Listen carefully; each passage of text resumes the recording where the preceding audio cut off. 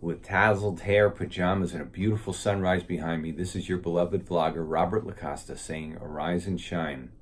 This week's topic, Memorial Day and memorials in general. You know, death smells and war is hell, and most of us have never been close to the crushing burden of a loved one who's sacrificed their lives.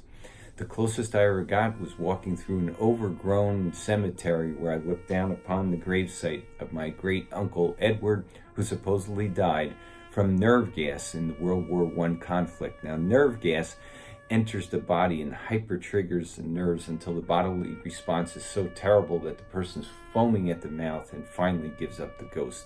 It's a horrific way to die. Well, while nerve gas kills, a guillotine saves. That's right, you heard me right. A guillotine was used to amputate during World War I. The executioner's device actually saved lives.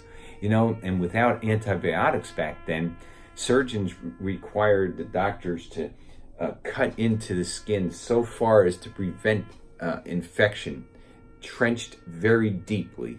I'll leave that to your imagination as to what that felt like. And guys who were exposed to the hyper shelling, the loudness, the decibel level was so loud, it killed them without the shells actually entering their bodies. There was no fragments found. They were dead for no apparent reasons. That's how loud it was. It shocked the body into death. And you know what? In an extreme case, 300 Britain soldiers were executed for cowardice because they were shell-shocked. Now, to their credit, the UK posthumously pardoned them and their families. And I thought about these ways of dying, and I'm wondering what would make people put themselves in a position to die. Me. Our portal to heaven today: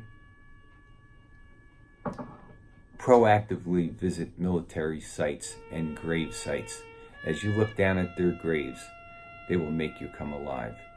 And for the spiritual person, proactively visit Calvary every day. And our scripture today comes from John, where it says Pilate took Jesus and had him whipped, and they nailed the nails into his hands and hung him on a cross. And then they thrust a spear into his side, bringing a sudden flow of blood and water.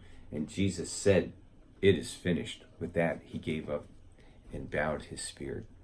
Well, with tousled hair, pajamas, and a beautiful sunrise behind me, this is your beloved vlogger, Robert Lacosta, saying arise and shine and visit a memorial.